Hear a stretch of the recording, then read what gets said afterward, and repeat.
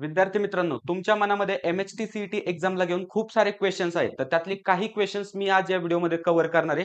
त्याच्यामुळे व्हिडिओ हा शेवटपर्यंत पाहायचा आहे आणि चॅनलला सबस्क्राईब करायचं आहे. आता फर्स्ट ऑफ ऑल पाहूया, मी तुम्हाला या सर्व क्वेशन्सचे ॲन्सर देणार आहे. कोणकोणते क्वेशन्स आहेत ते, की जेईई मधील क्वेशन्स येतात का? ओके, याचा ॲन्सर मी तुम्हाला देणार आहे. त्याच्यानंतर पी-वाय-क्यूज रिपीट होतात का? जर होत असतील तर ते किती रिपीट होतात? समजा मॅथ्सचा पेपर 50 पैकी आहे, तर 50 क्वेशन्स पैकी किती क्वेशन्स हे पी-वाय-क्यूज असतात? त्याच्यानंतर आता सर्वात महत्त्वाचा प्रश्न म्हणजे काय? तर 11च्या सिलेबसचं काय करायला पाहिजे? केला पाहिजे का स्किप करायला पाहिजे, की नक्की टेक्स्ट बुक रीड केलं पाहिजे, की पी-वाय-क्यू सॉल्व्ह करायला पाहिजे? 11च्या सिलेबसविषयी तुम्हाला मी गाईड करणार आहे. त्याच्यानंतरनं काय, की तुमचा ॲक्शन प्लॅन काय असला पाहिजे? पुढचे एक 10 ते 15 दिवस राहिलेत, तर त्या 10 ते 15 दिवसामध्ये तुम्ही काय केलं पाहिजे? आणि त्याच्याहून महत्त्वाचं म्हणजे काय, की एम-एच-टी सी-ई-टी 2026 ची डिफिकल्टी लेव्हल कशी असणार आहे? डिफिकल्टी लेव्हल म्हणजे किती डिफिकल्ट क्वेशन असणार आहेत, किती मॉडरेट लेव्हलचे क्वेशन्स असणार आहेत आणि किती ईझी लेव्हलचे क्वेशन असणार आहेत. त्याच्यामुळे काय करा, हा व्हिडिओ आता नक्की शेवटपर्यंत पहा. आता मी पहिल्या क्वेशनचा आन्सर देतो, की जेईई मधील क्वेशन्स येतात का? किंवा ज्याला आपण म्हणतो जेईई लेव्हल क्वेशन येतात का? आणि ज्याला आपण सगळ्यात जास्त घाबरतो, तर मी तुम्हाला सांगतो JEE level question MST C मध्ये हमखास विचारतात. एम-एस-टी सी ऑफिशियल ब्राउझर आहे, त्याच्यामध्येच लिहिलेलं आहे, की जेईई मेन लेव्हलचे क्वेशन आम्ही विचारणार आहेत. बरं, आता हे मग येतात किती? तर पहा, टोटल समजा आता तिथं मी मॅथ्सचा विचार करून चालतोय बरं का. त्याच पद्धतीने तुम्ही फिजिक्सला पण कन्सिडर करा आणि त्याच पद्धतीने तुम्ही केमिस्ट्रीला पण कन्सिडर करा. आता मॅथ्समध्ये 4 ते 7 असे क्वेशन असतात प्रत्येक शिफ्टमध्ये 4 ते 7 असे क्वेशन्स असतात, की जे ॲज इट इज जेईई मेनमधनं आलेले असतात. आता ठीक आहे, मग हे अवघडच असतील असं काही नाही बरं का. हे क्वेशन्स अवघडच असतील असं काही नाही, कारण जेईई मेनमध्ये पण सोपे क्वेशन्स आहेत काही-काही. ते डायरेक्टली इथं देऊ शकतात किंवा जो क्वेशनचा फॉर्मॅट आहे ना, बरेच जण म्हणतील, आता जेईई मधले क्वेशन्स येतात, मग मी जेईईचा सिलेबस करू का? जेईईचं पूर्ण एन-सी-आर-टी वगैरे करू का? तर नाही, तसं करायचं नाही. कारण इथं पहा, इथं क्लिअरली सांगितलंय, "these are the carefully selected standard questions adopted from the recent past paper that perfectly fit in the C format." तुम्हाला जेईईचं काही एक करायची गरज नाही. तुम्ही ऑलरेडी पी-वाय-क्यू जर करत असाल ना मागच्या 3 वर्षाचे किंवा 5 वर्षाचे, तुमचे ते जेईई लेव्हलचे क्वेशन सुद्धा होणार आहेत. त्या शिफ्टला सुद्धा ते क्वेशन आलेले आहेत. बरोबर आहे. मग तो क्वेशन आता जेईईचा राहिला नाही. तो कसा झालाय? सी-ई-टीचा झालाय आणि सी-ई-टीच्या फॉर्मॅटमध्ये तो फिट बसतोय. त्याच्यामुळे जेईईच्या क्वेशनविषयी बिलकुल टेन्शन घ्यायचं नाही. आणि येतात किती क्वेशन्स? 4 ते 7 क्वेशन्स बरोबर आहे. त्यापैकी आपण इझिली सॉल्व्ह करू शकतो. आणि जर नाही सॉल्व्ह आले, तर त्यासाठी मी तुम्हाला स्ट्रॅटेजी पण सांगेल. बरं, मग पहिला प्रश्न तुमचा क्लिअर झाला, की जेईई लेव्हलचे क्वेशन्स येतात, तर किती असतात ते? 4 ते 7 50 क्वेशन्स मागं. बरोबर आहे. त्याच्यानंतर नेक्स्ट पुढचं काय आहे? तर पी-वाय-क्यूज रिपीट होतात का? मी ऑब्व्हियसली सांगतो आणि होतातच. पी-वाय-क्यू रिपीट होतात. बरं, होतात तर किती होतात? तर 50% पी-वाय-क्यूज रिपीट होतात. किती? 50%. खरं आहे का हे? बरं, याचा प्रूफ पण मी तुम्हाला देतो. 50% पी-वाय-क्यूज रिपीट कसे होतात? पहा, आता इथं काही शिफ्टचा डाटा घेतलेला आहे, की 19 एप्रिल मॉर्निंगची जी शिफ्ट होती, तर त्याच्यामध्ये मॅथ्समध्ये 50 पैकी 26 क्वेशन्स हे पी-वाय-क्यूज मधनं आलते. मग ते ॲज इट इज आलते का? नाही. त्याच्यातले बरेचसे क्वेशन्स ॲज इट इज आले होते. आणि बऱ्याचशा क्वेशन्सचा हा फॉर्मॅट सेम होता. व्हॅल्यू चेंज असतील, पण फॉर्मॅट हा कसा असणार आहे? सेम असणार आहे. त्याच्यानंतरनं 19 एप्रिल इव्हनिंगची जी शिफ्ट होती, तिच्यामध्ये 25 क्वेशन्स असे होते, की डायरेक्ट पी-वाय-क्यूज मधनं आलते. त्याच्यानंतर 25 एप्रिलची मॉर्निंग शिफ्ट 26 क्वेशन होते आणि 5 मेची जी शिफ्ट होती, तर त्याच्यामध्ये 29 असे क्वेशन होते, की ते डायरेक्टली पी-वाय-क्यूज म्हणजे पास्ट इयरच्या पेपर्समधनं तुम्हाला विचारले गेले होते. हे बघा, याचा अर्थ असा नाही, की direct as it is question option सहित आलाय त्या पद्धतीचा. फक्त फॉर्मॅट काही क्वेशन्स ॲज इट इज पण येतात. केमिस्ट्रीमध्ये भरपूर सारे ॲज इट इज पण येतात. पण फिजिक्स आणि मॅथ्सचा जर विचार केला ना आपण, तर क्वेशन्सच्या व्हॅल्यू चेंज होऊन जातात. फॉर्मॅट तोच असतो. त्याच पद्धतीने आपल्याला सोल्युशन काढायचं असतं. फक्त फॉर्मॅट हा म्हणजे त्याचं कसं तर व्हॅल्यू चेंज झालेल्या असतात. बरोबर. मग दुसऱ्या प्रश्नाचं सुद्धा तुम्हाला उत्तर मिळालंय. त्याच्यानंतरनं नेक्स्ट काय आहे, की तुम्हाला प्रूफ दाखवायचा होता ना, की मी म्हटलं होतं प्रूव्ह करणार. हे पहा, आता पास्ट पेपरचा आपण जर विचार केला ना, तर समजा वेक्टर्सचे टोटल समजा 5 क्वेशन्स इथं आहेत.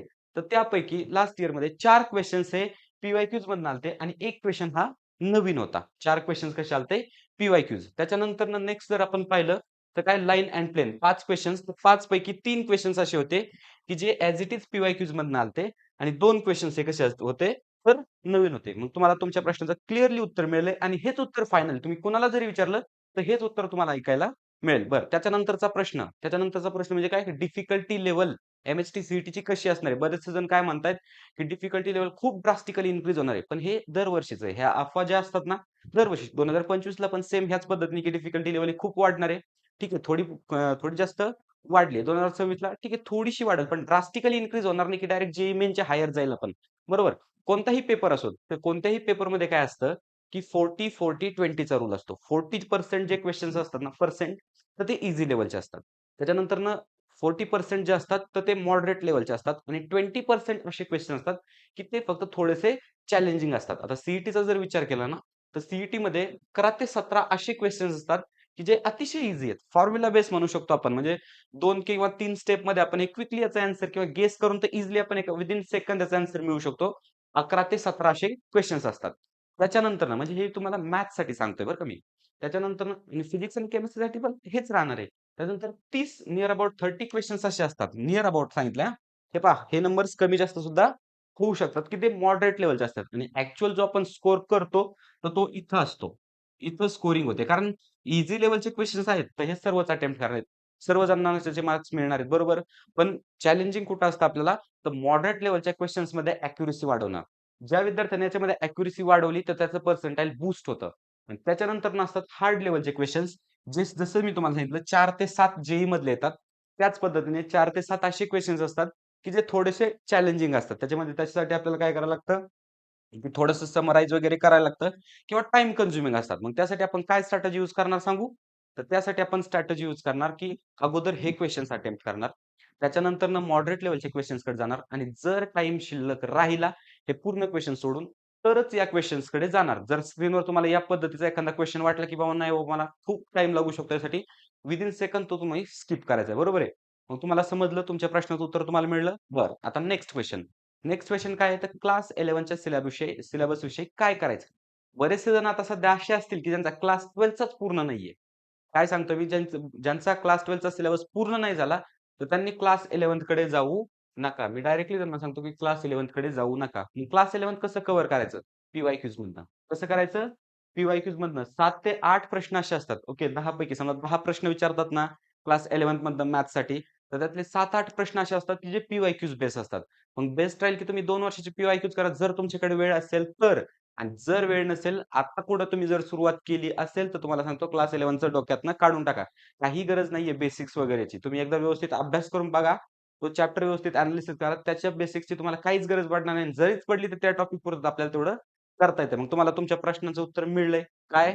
की ज्यांना क्लास 11चा सिलेबस करायचा आहे, बुक्स वगैरे तर आता तुम्ही डायरेक्टली स्किप करून द्या. बुक्स वगैरे डायरेक्टली स्किप करायचे. वाचायचं नाही आणि ते होणार पण नाहीये. बरोबर आहे? कारण पहा ना, क्लास 11चा एक चॅप्टर हा एका मार्कसाठी. मग त्या 1 मार्क मिळवण्यासाठी आपण पूर्ण चॅप्टर करायचा का?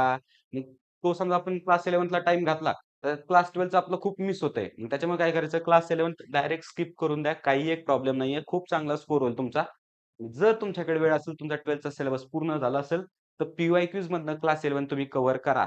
आता असा कोणताही विद्यार्थी नसला पाहिजे, की जो डायरेक्टली क्लास 11चं पुस्तक वाचतोय. मग तो ह्या प्रश्नाचं उत्तर सुद्धा तुम्हाला मिळालंय आणि काय करायचंय ते सुद्धा तुम्हाला कळलंय. बरं, त्याच्यानंतर नेक्स्ट क्वेशन म्हणजे तुमचा ॲक्शन प्लॅन. काय ॲक्शन प्लॅन पाहिजे? ऑलरेडी मी खूप सारे व्हिडिओज बनवलेत, की तुम्ही नक्की झिरोपासून कसं सुरुवात करू शकता. एकदा ते पहा किंवा शॉर्टमध्ये जर सांगतो इथं मी काय पद्धतीने करायचंय. सगळ्यात पहिलं म्हणजे काय, की मास्टर पास्ट पेपर जे पास्टचे पेपर्स आहेत ना, पहा तुम्हाला जर खरंच स्कोर करायचं असेल, तर मी माझं हॉनेस्ट मत सांगतो, की लास्ट 5 इयरचे पी-वाय-क्यूज तुम्ही करा. किती? 5 इयर्सचे पी-वाय-क्यूज करा. करताना पी-वाय-क्यूज कसे करायचे? डायरेक्ट क्वेशन सॉल्व्ह केलाय किंवा सोल्युशन पाहिलं ह्या पद्धतीने नाही करायचं. मी एक फ्लो डायग्राम तुम्हाला दिली होती. काय? तर एकदा ट्राय करायचं. पूर्ण तुमचं द्यायचं 100% तो क्वेशन सॉल्व्ह करण्यासाठी. नाही झाला, तर त्याचं सोल्युशन पाहायचं. सोल्युशन पाहिलं, कोणती स्टेप एनालिसिस करायची, मग ते सोल्युशन लर्न करायचं. नेक्स्ट टाईम त्या पद्धतीचा कोणताही क्वेशन होतोय आपण सॉल्व्ह केला पाहिजे आणि नेक्स्ट टाईम नंतर काय करायचं तो क्वेशन स्किप करायचा आणि ज्या वेळेस नेक्स्ट टाईम तो क्वेशन रिपीट होईल, तर त्या वेळेस याच पद्धतीने आपल्याला तो सॉल्व्ह करायचा आहे. मग समजलं कशा पद्धतीने तुमचा ॲक्शन प्लॅन पाहिजे. बरं, पहिली स्टेप झाली काय? पेपरमध्ये मास्टरी करायची आपल्याला. नंतरनं काय लर्न टू फिल्टर म्हणजे काय during mock test, practice identify and skipping the 4 to 7 hard question. हे पहा, बरेचसे जण काय करतात, की जेईईचं येणार याच्या नावाखाली ना सीईटीचं काय होतच नाहीये. त्याच्याच मागे लागतात ते.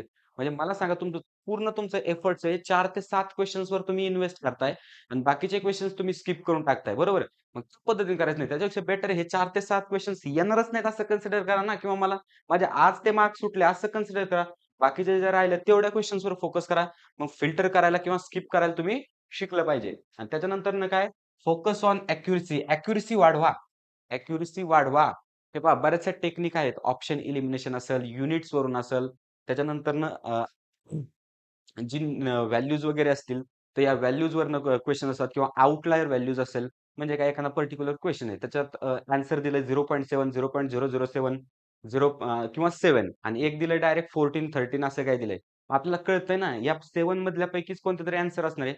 त्या पद्धतीने सर्व तुम्ही स्ट्रॅटेजी यूज करून काय करायचंय, ॲक्युरसी ही वाढवायची. बरोबर? या पद्धतीने तुम्हाला अभ्यास करावा लागणार आहे. त्यावेळेस कुठं तुम्ही जाऊन सी सीट तुमची फिक्स करू शकाल. मग विद्यार्थी मित्रांनो, हा व्हिडिओ तुम्हाला कसा वाटला? मला कमेंटमध्ये नक्की सांगा किंवा इथून पुढे माझ्या चॅनलकडनं तुम्हाला काय एक्स्पेक्टेड आहे, ते मला कमेंटमध्ये सांगा. कोणत्या टॉपिकवर व्हिडिओ मी बनवू? महत्त्वाचं म्हणजे काय चॅनल व्हिडिओला लाईक करा. त्याचबरोबर नवीन असाल, पहिल्या वेळेस व्हिडिओ पाहत असाल किंवा सबस्क्राईब करायचं राहिलं असेल, तर चॅनलला नक्की सबस्क्राईब करा.